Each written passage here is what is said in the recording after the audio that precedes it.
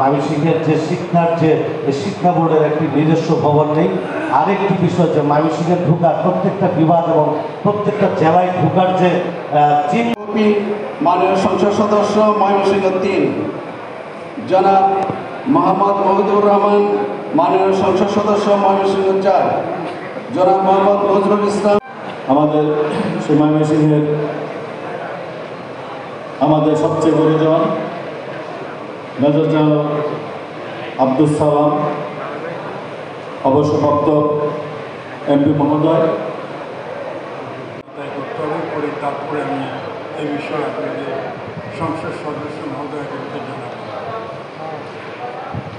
Third, তৃতীয় যে অংশ, সেখানে আপনারা সকলেই নিজ নিজ উপজেলা সহ জেলার বিভিন্ন সমস্যা তুলে ধরেছেন।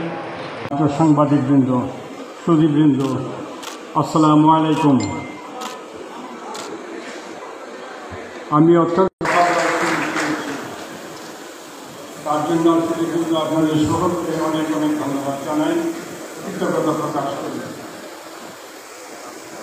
আসলে ময়মনসিংহে শহর এবং শহরবাসীর বৈশিষ্ট্য আমার ভালো করে জানা নেই। রাজনীতিতে যোগদান করার পর আমার উপজেলা নান্দেলের গণ্ডির ভিতরে আমার রাজনৈতিক কর্মকাণ্ড স্থান লাভ করার পর ময়মনসিংহে বিশিষ্টদের সঙ্গে আমার এই প্রথম সাক্ষাৎ। তার জন্য আমি আবার আপনাদের সবাইকে ধন্যবাদ জানাই। আমি বক্তব্যের শুরুতেই পরম শ্রদ্ধার সাথে স্মরণ করি হাজার বছরের শ্রেষ্ঠ বাঙালি, স্বাধীন বাংলাদেশের জাতির জনক বঙ্গবন্ধু শেখ মুজিবুর রহমানকে স্মরণ।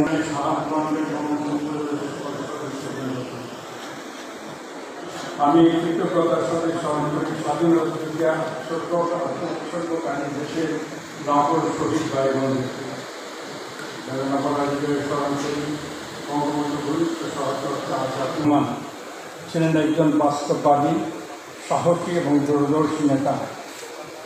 তিনি তার এই চিন্তার কথাই বাস্তবধর্মী ছিল, তার প্রমাণ রয়েছে স্বাধীনতার উত্তর কাব্যায়নের স্মরণ। পঞ্চশালা পরিকল্পনার সঙ্গে তিনি যোগ করেন, এইভাবে বাংলাদেশকে বর্তমানে দেশে পরিণত হয়। প্রথম ব্যক্তির পরিকল্পনা অংশগ্রহণে 836%, আর 2022 সালে তা উন্নীত হয় 42.77%। 2008 সালে প্রাথমিক শিক্ষার ঝরে পড়ার হার ছিল 49.3%, 49.3%। রাষ্ট্রে 2022 সালে দেশের শতভাগ জনগোষ্ঠী এখন বিদ্যুতের আওতায়। উন্নয়ন প্রকল্প বাস্তবায়নের সক্ষমতা বহুলাংশে বৃদ্ধি পেয়েছে। 2008-2009 সালে এডিপি অর্থাৎ বার্ষিক উন্নয়ন পরিকল্পনার জন্য বরাদ্দ ছিল 25,600